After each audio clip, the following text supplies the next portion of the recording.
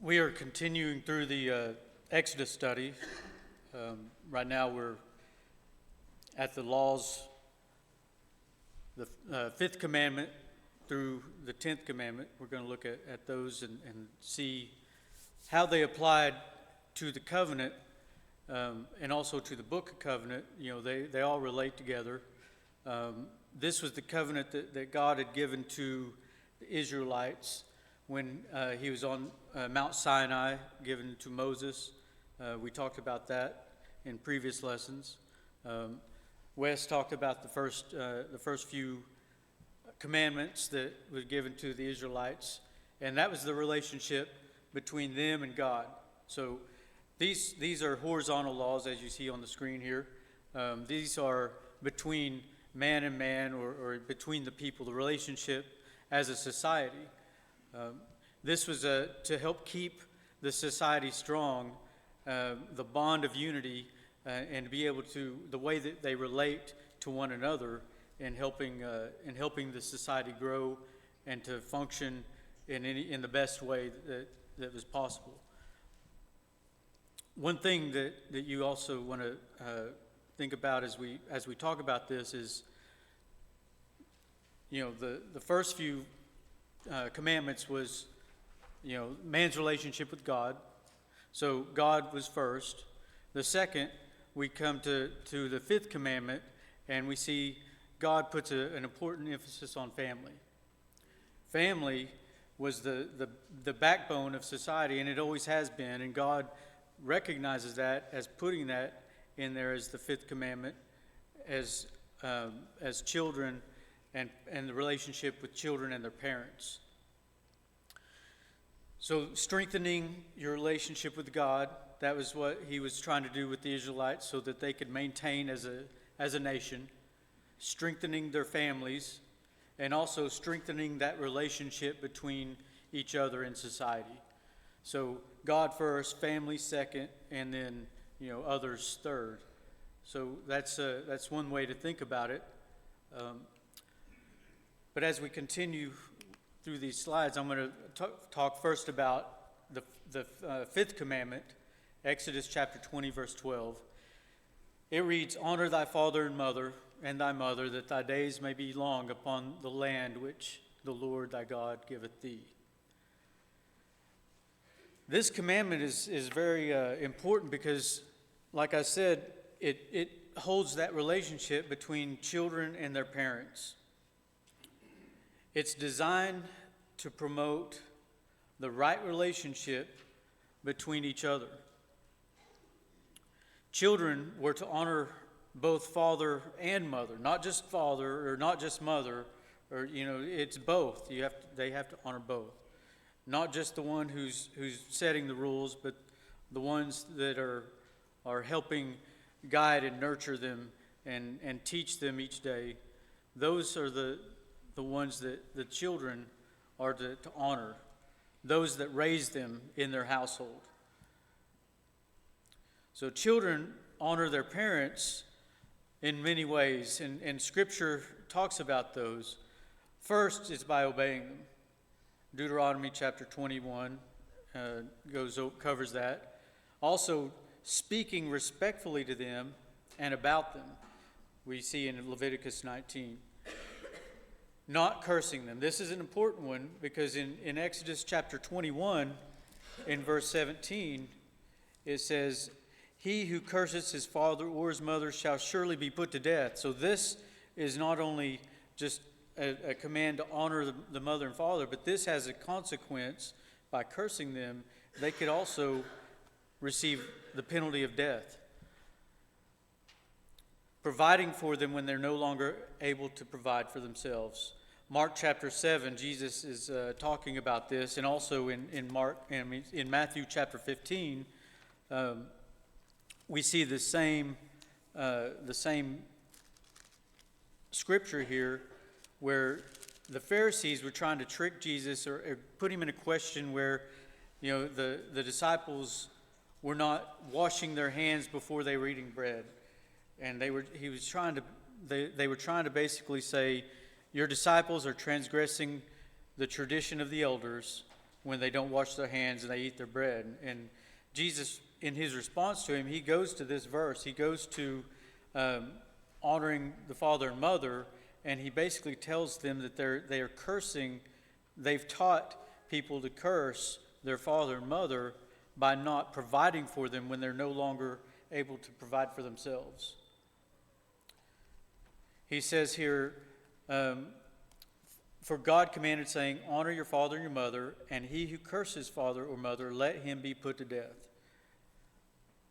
But you say, whoever says to his father or mother, whatever profit you may have received from me is a gift to God, then he need not honor his father or mother. Thus you have made the commandment of God of no effect by your tradition. So they're putting tradition above God's command. They're putting tradition of men above this commandment.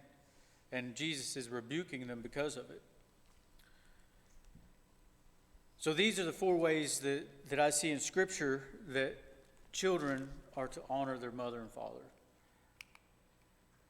This is also the first commandment, as Paul later points out, the first commandment with a promise. This promise is the continuation of the land promise. This was part of the covenant that God gave to them on Mount Sinai. He gave them the promise that, they would be able to be near his presence. And also there was a promise of them being priests among the nations. And then another one is the land promise. This land promise was it's listed throughout Scripture. I've got a lot of different ones there in Deuteronomy, and I'm going to look specifically in the one in chapter 11. If you turn to Deuteronomy chapter 11, verse 8 and 9, and then also we're going to look at 18 through 21. This is basically adding to the promise of the land promise that was given originally to Abraham. Now this is also but whenever he gives it to the Israelites, he's given it to them with a condition. And in verse 8, starting in verse 8, he says, therefore you shall keep every commandment which I command you today, that you may be strong and go in and possess the land which you cross over to possess. So not only that promise, he's saying you've got to keep all the commandments so that this promise can be fulfilled and held with the land. And he said that you may prolong your days in the land in which the Lord swore to give your fathers, to them and their descendants, a land flowing with milk and honey. So children honoring their father and mother is tied into the land promise, which is also tied into all of the commandments right here that we see. But how they are taught and how they are raised in their family is utmost importance, as we see later here in verse 18 through 21. He says, to the fathers, he says specifically, therefore you shall lay up these words of mine in your heart and in your soul, and bind them as a sign on your hand, and they shall be as frontlets between your eyes. You shall teach them to your children, speaking of them when you sit in your house, when you walk by the way, when you lie down, and when you rise up. And you shall write them on the doorposts of your house and on your gates, that your days and the days of your children may be multiplied in the land which the Lord swore to your fathers to give them, like the days of the heavens above the earth. For if you carefully keep all these commandments for which I command you, to love the Lord your God and walk in all his ways and hold fast to him.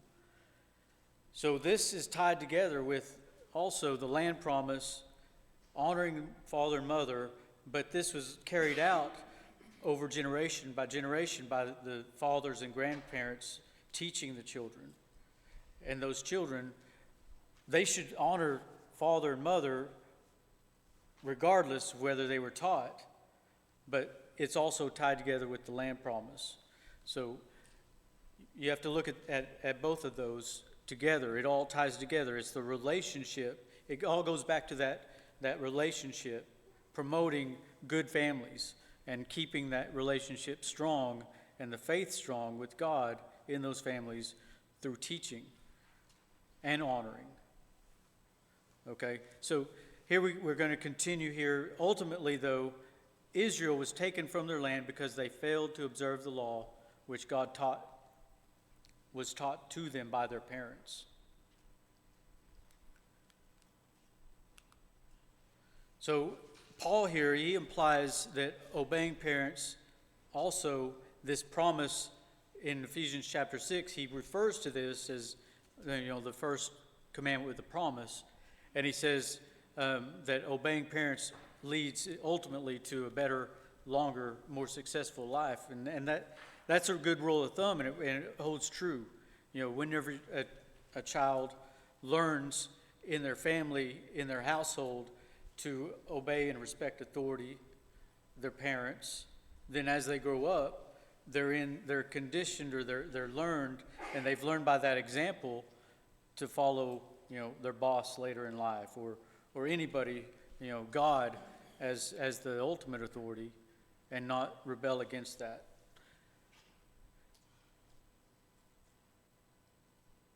Another thing that I wanted to point out here is honoring thy father and thy mother it holds true whether you get your way or not, or whether you've been told no or not. If you like if they've been treating you well and giving you everything you want, then you can honor them. No, it's just honor the father and mother. Period. You got to continue that no matter how you feel about them. So the next verse here, the next commandment is thou shalt not kill. That's the 6th commandment.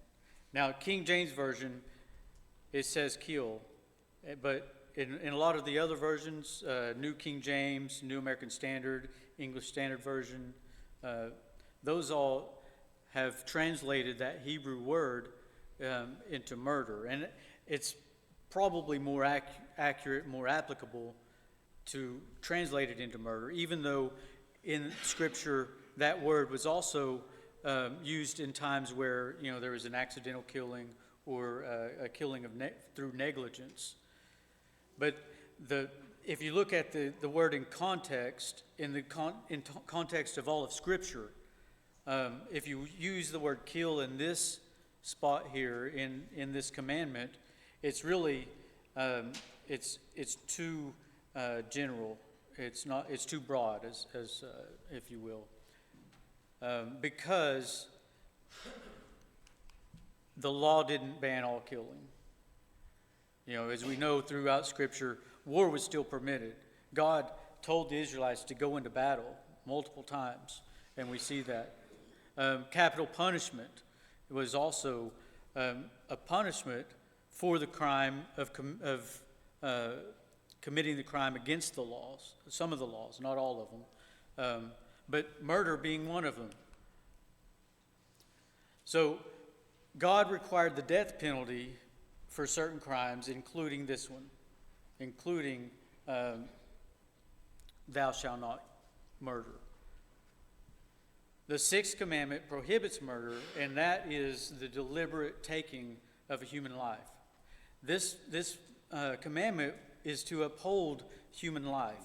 It is up to protect life, and because God is the one who has given us life, it values life because life is precious. It's derived by God. God gave man, he breathed into his nostrils and gave him life. Man was created in God's own image and his likeness. So that's the importance. That's the reason why you shouldn't kill, because you're ultimately sinning against God, because God was the one who was giving life.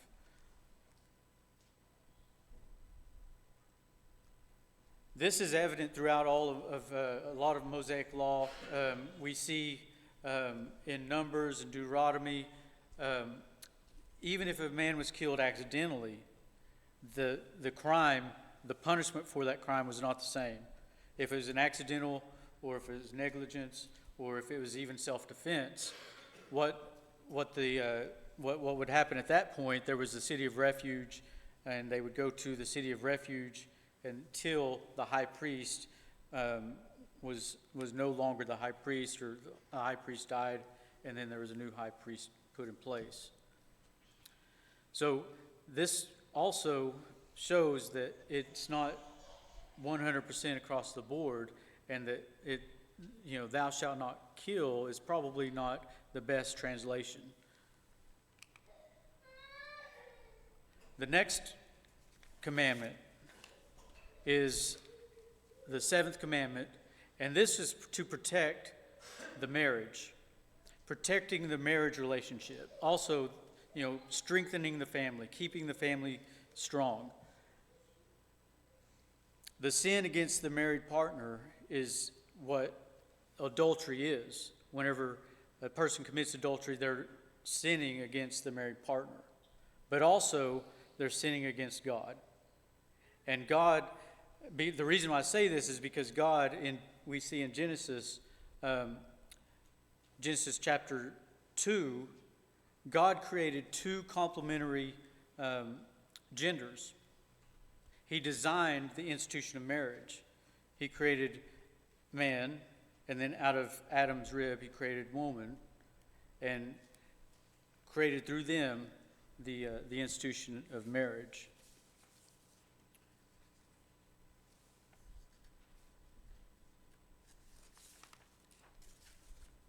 So, in Matthew chapter 19, verse 6, he says, "Wherefore they are no more twain, but one flesh. What therefore God hath joined together, let no man put asunder." So since he's the one who joins both man and woman together, a violation of this commandment is an affront to God. It's a breaking down of that marriage institution that he created. So, thou shalt not commit adultery. And so by forbidding adultery, the seventh commandment contributed to the permanency of marriage. To make sure that Israel understood the importance of this, the importance of marriage, and this commandment, death was prescribed as the punishment for breaking it. We see this in Leviticus and also in Deuteronomy. The next commandment is the eighth commandment.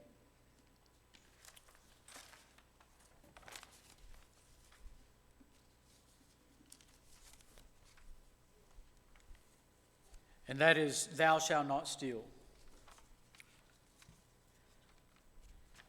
This is a commandment that basically upholds personal property, affirming the right of individuals to own property.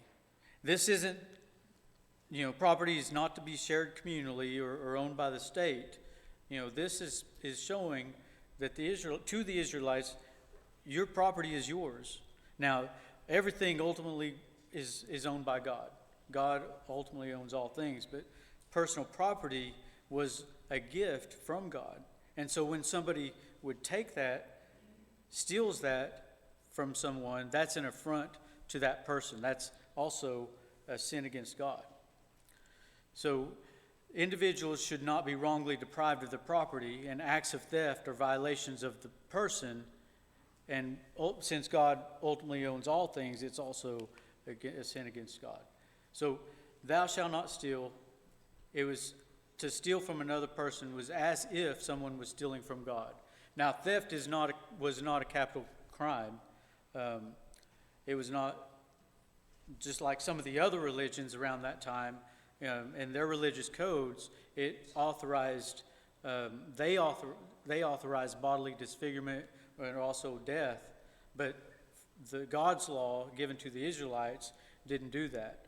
It was more of a crime against the person and against God, but the punishment was not the same.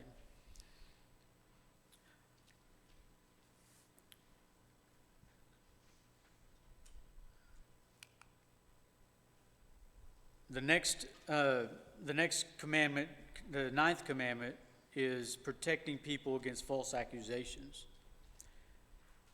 Thou shalt not bear false witness against thy neighbor. So this commandment, the setting for this commandment was mostly, the setting was basically for the court of law. If somebody was falsely accused, then in a court setting, then this was to protect the person who's being falsely accused. It's intended to protect them from false testimony.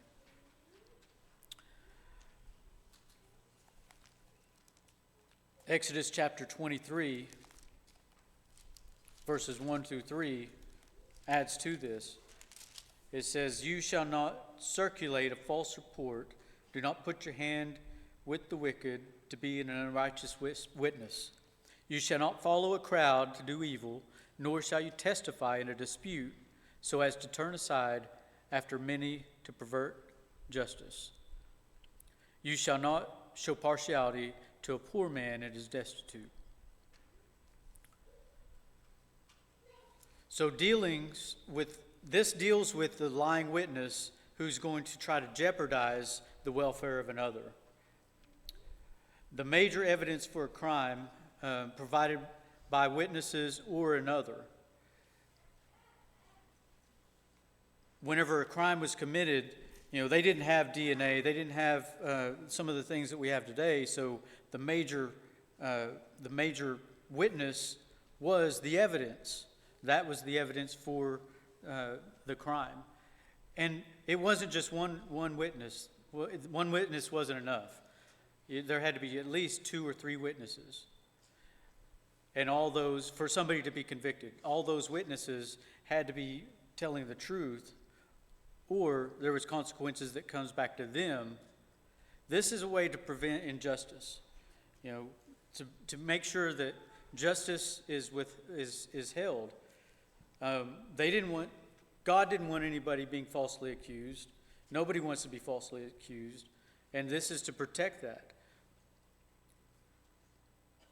Bearing false witness can result in multiple things. One, it can result in the loss of an individual losing their reputation, their property, or their life. They can lose their freedom. They can be thrown in prison, or they can, a lot of different things could happen there. But this was to protect them. The punishment, though, if somebody bears false witness, this the same punishment that would have been to the person that's falsely accusing is applied to them. This was a deterrent. This was a deterrent to keep people from lying about somebody. This was to make sure that the person that is accused is protected from false witness. This principle is in many laws we see throughout Exodus and Deuteronomy. They further explain this principle. And they apply it to individual situations. Beyond false accusations in court, this commandment also talks about just lying in general.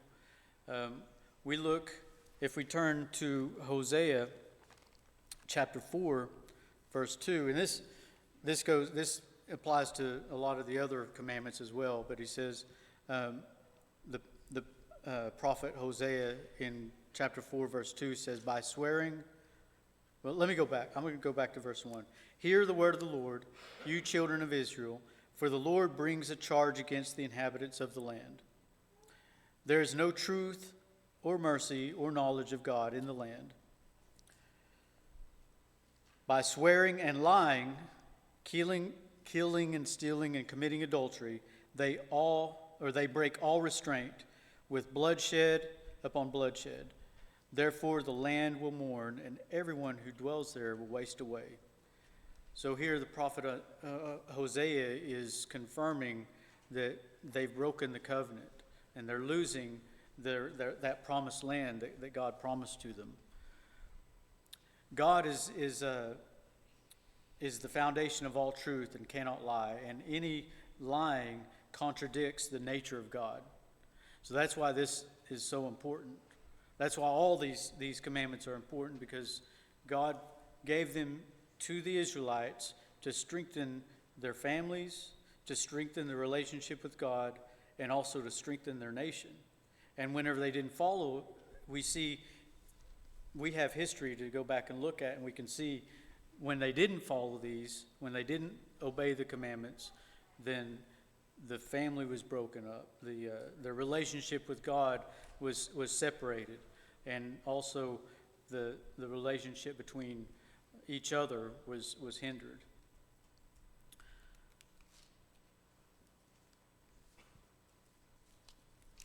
So the 10th commandment, we come to, this one is different than the others because this relates to the heart of the individual. Coveting, it begins in the heart. Exodus chapter 20, verse 17 says, "Thou shalt not covet thy neighbor's house, thou shalt not covet thy neighbor's wife, nor his manservant, nor his maidservant, nor his ox, nor his donkey, nor anything that is thy neighbor's." So this 10th commandment, it relates to the heart and to prevent the heart from coveting. Coveting in itself is a sin. The Bible tells us, as a man thinketh in his heart, so is he. So the mind and the heart, according to God, is very interrelated there. And so it's the heart that does where the coveting occurs. To covet is to desire something that is not one's own. It's closely related to greed. And greed is the desire for more and more possessions, or a passion for more things that can never be satisfied. The law against coveting deals with thoughts and attitudes, and it relates to the inner man and also as well to the outer man, because coveting is the root from which other sins grow. It starts with coveting. And so this is a commandment to prevent the breaking of all the other commandments. This last commandment here is basically telling them, you stop it at the heart, and you're not going to break the other ones, because if you fix it, it's a heart issue. Each one of these are a heart issue. So, and it itself is a sin, as we see in Romans chapter 7, verse 7 through 11. Coveting could lead to the breakdown, like I said, of all the other commandments. First, a child's desire to have their own way. They can dishonor their father and mother. We see the example of David and his lust for Bathsheba. It resulted in adultery and murder in 2 Samuel chapter 11 and also chapter 12.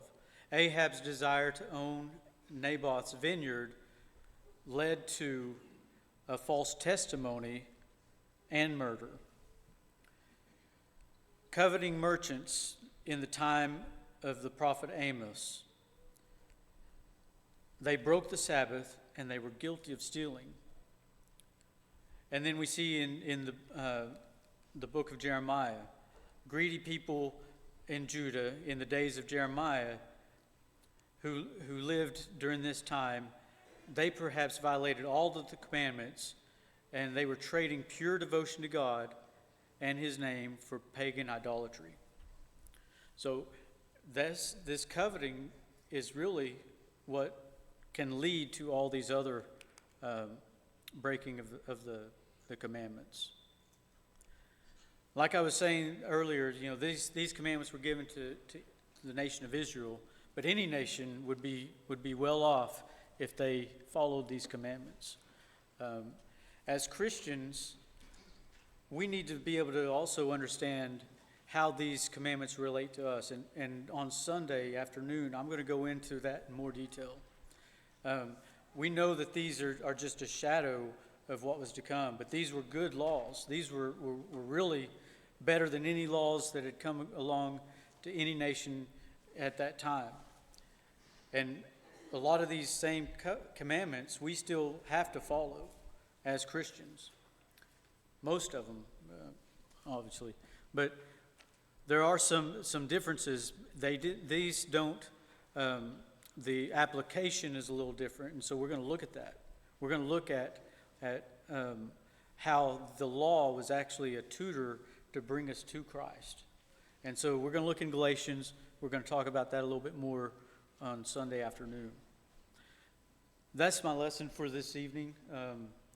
We want to, every time we assemble, we want to be able to offer an invitation. Anybody who has not taken on Christ in baptism, this is a perfect opportunity to do that. Or if anybody needs prayers of the church or needs encouragement, you can come down front as we stand and we sing.